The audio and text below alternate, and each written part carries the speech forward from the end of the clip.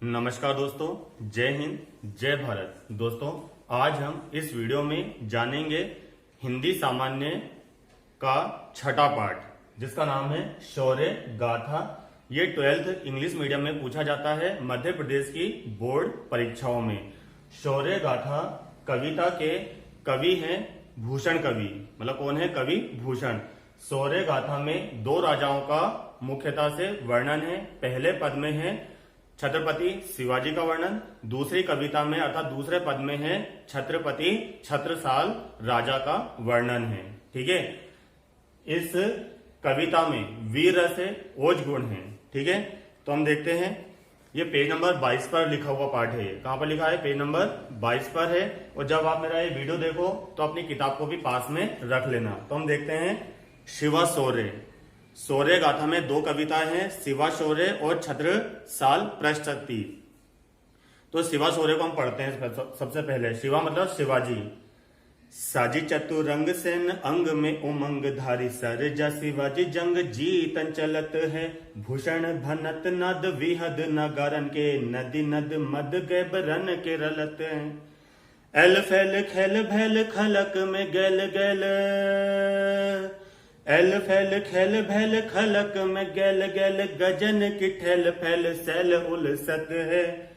तारा सुतरनी धुरी धरा पे लगत जिमी थारा पर पारा पारा वार यो हालत है। कहने का तात्पर्य दोस्तों वीर रस की कविता है। कहने का तात्पर्य यह है जब शिवाजी अपनी सेना के साथ निकलते हैं, सेना मतलब गज सेना, घोड़े की सेना, पैदल सेना के साथ जब निकलते हैं तो शत्रुओं के कलेजे क्या हो जाते हैं? कांप जाते हैं। वो थरथर थरथर कांपने लगते हैं। ठीक है, और शिवाजी को देख देखकर उनकी चतुरंगिनी सेना में जोश क्या हो जाता है? दुगना हो जाता है। सरजा शिवाजी जंग जीतन चलत है। ऐसी चतुरंगिनी सेना पर सुसज्जित होकर शिवाजी महाराज हर हर महादेव कहकर आगे बढ़ते जाते हैं। भूषण भनत नाद विहद नागारन के, यानी कि जब चतुरंगिनी सेना शिवाजी की चलती है तो आगे कुछ सैनिक नगाड़े बजाते रहते हैं। ढम ढम ढम नगाड़े बजाते रहते हैं। उन नगाड़ों की ध्वनि से शत्रुओं के कलेजे फट जाने को तैयार होते हैं, वो दुबकने को तैयार होते हैं। और उन नगाड़ों की आवाज से जो गज सेना है, जो उनके हाथियों की सेना है, हाथियों की सेना के और हाथियों के जो कान होते हैं, कानों से उन नगाड़ों की ध्वनियों से क्या निकलता है? पसीना, एक प्रकार का तरल पदार्थ निकलता है। ऐसा लगता है जैसे कोई नदी का बहाव निकल रहा हो, जैसे कोई बहती हुई बाढ़ में बहती हुई नदी आ रही हो। यानी जो नगाड़े की आवाज है, नगाड़े की आवाज को सुनकर हाथियों के कानों से कोई तरल पदार्थ निकलता है। वो तरल पदार्थ ऐसा लगता है जैसे कोई बाढ़ आ रही हो, कोई सैलाब आ रहा हो। गजन की ठेल पहल सैल उलसत, एल फैल खेल बैल खलक में गैल गैल, यानी कि ऐसा शोर शराबा सुनकर जो खलक है, खलक मतलब जो खल हैं, शत्रु हैं, उनमें भगदड़ मच जाती है। और जो हाथी हैं, हाथी क्या करते हैं? उस आवाज को सुनकर, नगाड़ों की आवाज को सुनकर एक दूसरे को धकेलते हैं। क्या करते हैं? एक दूसरे को धकेलते हैं। वो जब धकेलते हैं हाथी एक दूसरे को तो ऐसा लगता है जैसे कोई बड़े बड़े पहाड़ गिर रहे हों नीचे, यानी कि जड़ से उखड़ रहे हों, ऐसे लगते हैं वो हाथी।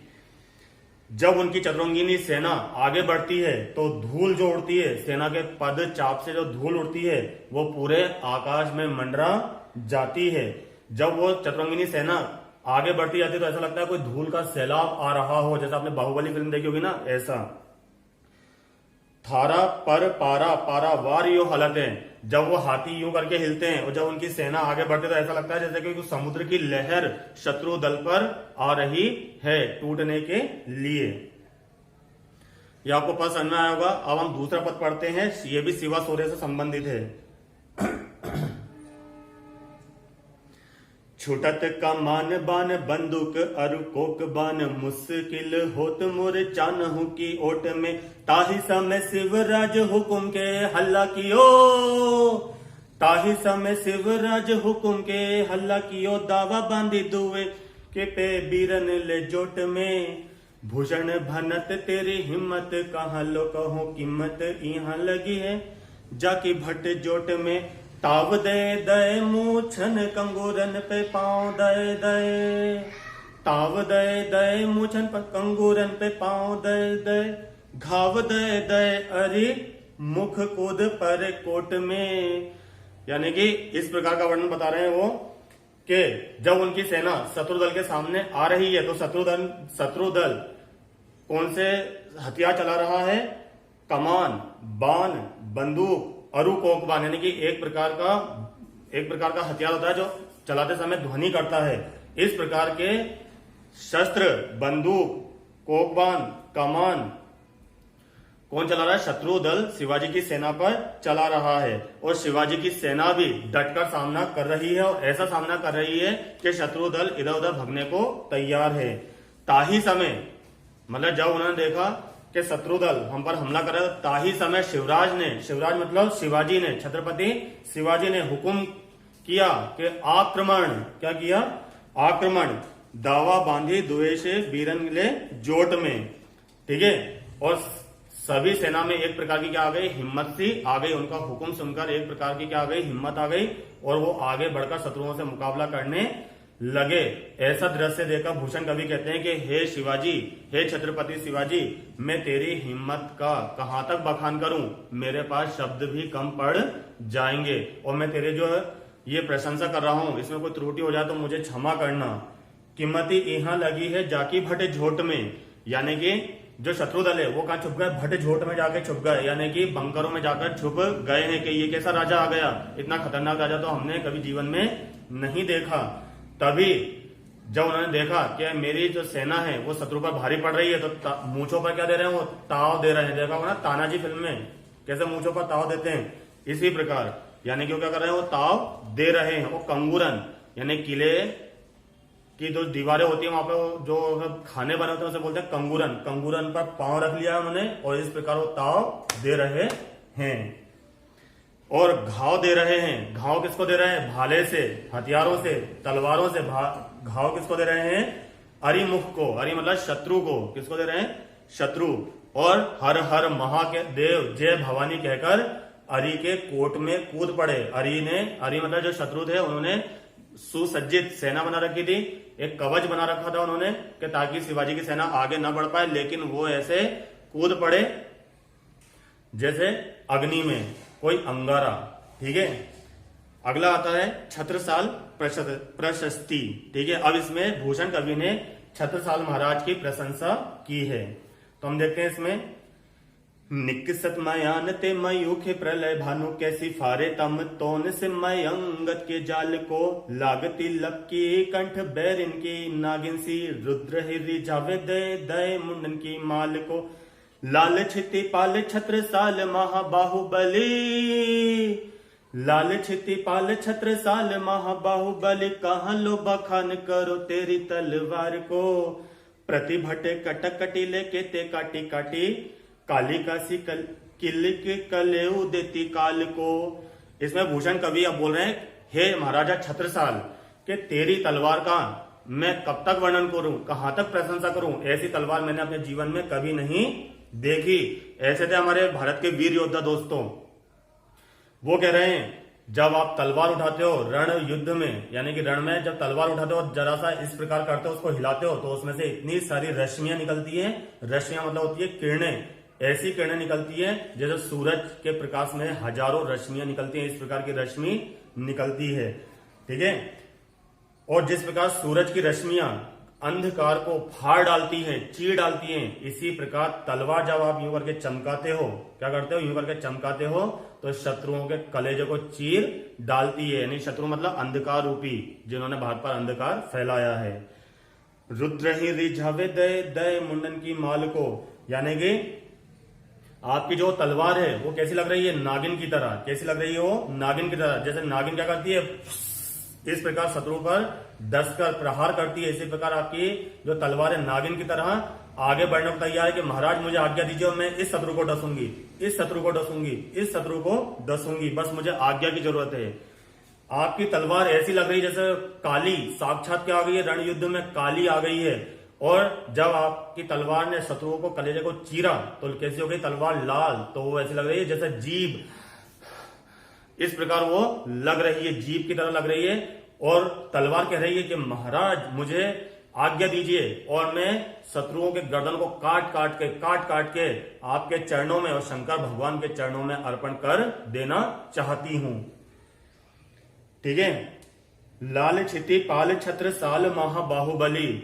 लाल क्षिति पाल यानी कि लालों के लाल, राजाओं के राजा, महाराजा, छत्रसाल, महाबाहुबली हैं। कहा मैं कहां तक बखान करूं आपका।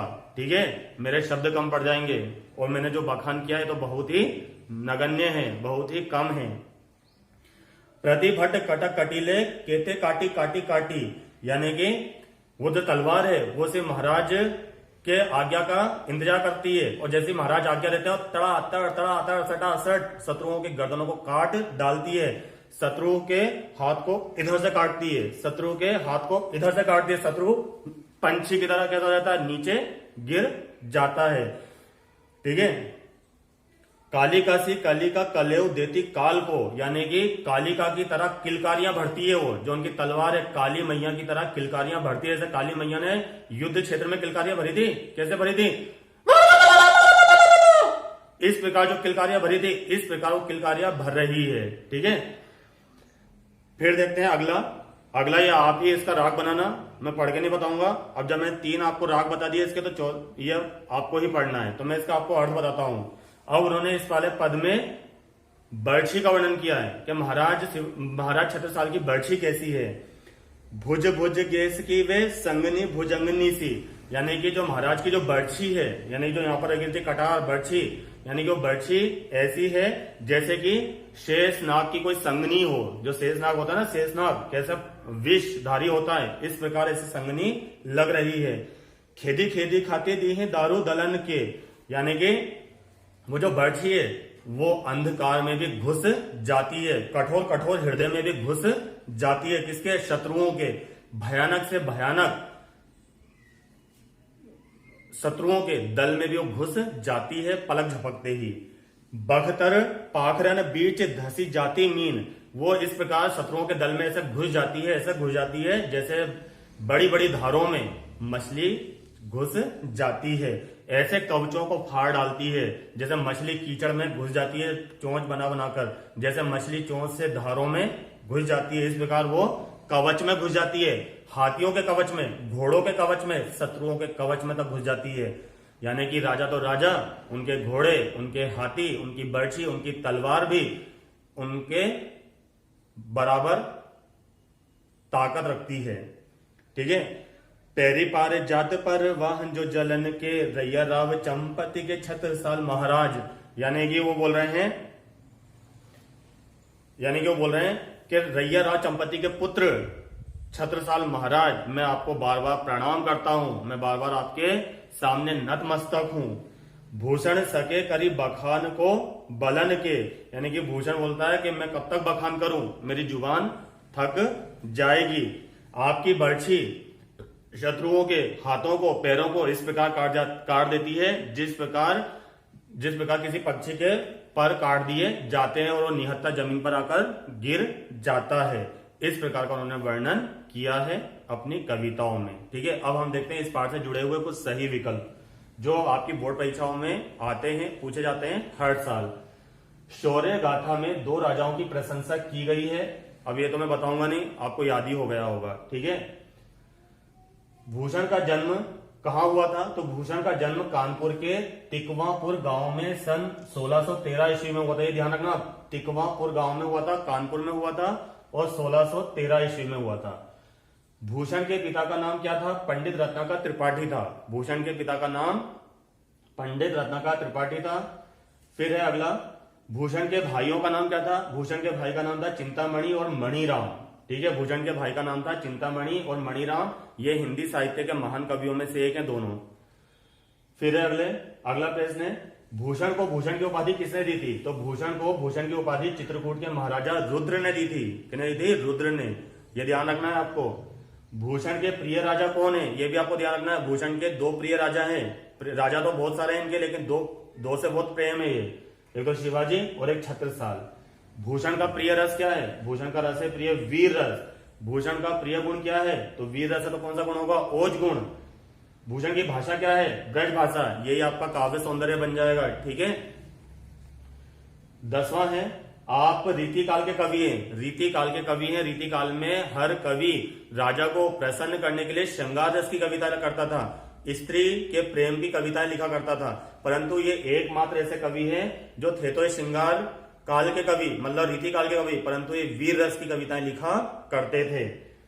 हिंदी के प्रथम राष्ट्र कवि कौन है? हिंदी के प्रथम राष्ट्र कवि हैं भूषण कवि। कौन है? भूषण कवि।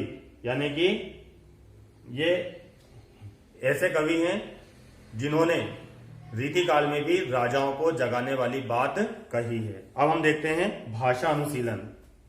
क्या है? भाषा पहले लघुत्तरीय प्रश्न देखते हैं हम। किस प्रकार की सेना को चतुरंगिनी सेना कहा गया है? हाथी, घोड़े, रथ, पैदल सैनिकों से सुसज्जित सेना को चतुरंगिनी सेना कहा गया है। युद्ध के समय किसकी आवाज दूर दूर तक आवाज सुनाई देती है? ये आप मुझे बताइएगा, किस किस की आवाज दूर दूर तक सुनाई आती है? शत्रु सैनिक किसकी आड़ लेकर शस्त्र चला रहे हैं? मोर्चाबंदी की, खाई की, बंकरों की। ठीक है। कौन कौन से शस्त्र शत्रु सैनिक चला रहे हैं? बाण, बंदूक, कोकबान, तोप। कवि ने शेषनाग और उसकी संगनी किसे कहा है? तो किसको कहा है? वो बर्छी को। किसको कहा है? बर्छी को। कवि ने किन किन राजाओं का शौर्य वर्णन किया है? ये भी आपको याद है। अब देखते हैं भाषा अनुशीलन। ये पेज नंबर 25 पर है। तरणी, इनका मतलब बताना है आपको, ये आता ही है, इंपॉर्टेंट है ये। तरणी, तरणी में जो छोटी की मात्रा लगी है उसको कहते हैं हम सूर्य। सूर्य मतलब सूरज। तरणी, जिसमें बड़ी की मात्रा लगी है तरणी, इसको बोलते हैं हम नाव। तरणी, तरणी मतलब सूर्य, तरणी मतलब नाव। जाति, जाति मतलब समाज, वर्ण। जाति, जाति मतलब क्रिया, कोई जाने की क्रिया। कांति, कांति, कांति मतलब चमक। सुना होगा ना, दंत कांति, केश कांति, मतलब कांति मतलब चमक। क्रांति मतलब आंदोलन। अगम, अगम मतलब असीम। अगम मतलब असीम, जिसकी कोई सीमा नहीं है। आगम, आगम मतलब आना। क्या होता है? आना। निम्नलिखित समास के समास विग्रह करके नाम बताना है आपको। भट्ट झोट, तो भट्ट का झोट मतलब वीरों का समूह। भट्ट झोट मतलब कहता है वीरों का समूह, तो तत्पुरुष समास है इसमें। अरिमुख, अरि का मुख, अरि मतलब होता है शत्रु, तो शत्रु का मुख, अरि का मुख, तो कौन सा है? तत्पुरुष समास। तम तोम, तम का तोम मतलब अंधकार का समूह, अंधकार का समूह, तम का तोम, तत्पुरुष। मुंडमाला, मुंड की माला, तत्पुरुष समास इसमें। क्षितिपाल, क्षिति का पालन करने वाला, मतलब क्षिति का पालन करने वाला, कौन सा इसमें? कर्मधारय समास। प्रतिभट, तो क्या हो जाएगा? प्रति मतलब एक एक शत्रु, एक एक शत्रु, कौन सा समास है इसमें? अव्ययी भाव समास। धूरी धारा, तो धूरी की धारा, कौन सा है इसमें? तत्पुरुष, संबंध तत्पुरुष। फिर नीचे दिए गए अनेक अर्थी शब्द दिए गए हैं, इनके वाक्य में अर्थ, मतलब इनका अर्थ बताते हुए वाक्य में प्रयोग कीजिए। तो हम देखते हैं सबसे पहला शब्द है भूषण। भूषण के आपको दो अर्थ बताना है। तो भूषण का मतलब होता है गहना। क्या होता है? गहना। और एक क्या होते हैं? जिन्होंने पाठ लिखा है, किसने लिखा है? कवि ने। तो एक कवि हो गए, और एक क्या हो गया? गहना। काल, काल मतलब क्या होता है? यमराज। और एक बीता हुआ समय या फिर आने वाला समय। फिर है दल, दल मतलब होता है समूह। क्या होता है? समूह, नेताओं का समूह। ठीक है। और एक क्या होता है? दलना, दलते ना, दाल दलते हैं हम वो। फिर है मीन, मीन मतलब क्या होता है? मछली। और मीन मतलब होता है एक राशि, मीन राशि होती है ना किसी किसी की, वो। फिर है पर, पर मतलब होता है पंख। क्या होता है? पर मतलब पंख। और पर मतलब क्या होता है? समुच्चय बोधक। क्या होता है? समुच्चय बोधक, जो दो वाक्यों को आपस में जोड़ता है। अर्क, अर्क मतलब होता है रस। क्या होता है? रस। और ये क्या होता है? जल। अर्क अर्पण कीजिए, तो जल अर्पण कीजिए। निम्नलिखित अशुद्ध वाक्यों को शुद्ध करना है आपको। आपसे मेरी केवल मात्र इतनी अपेक्षा है कि आप समय पर कार्यक्रम में पधारें। तो इसमें केवल कट जाएगा। क्या कट जाएगा? केवल काट दीजिएगा।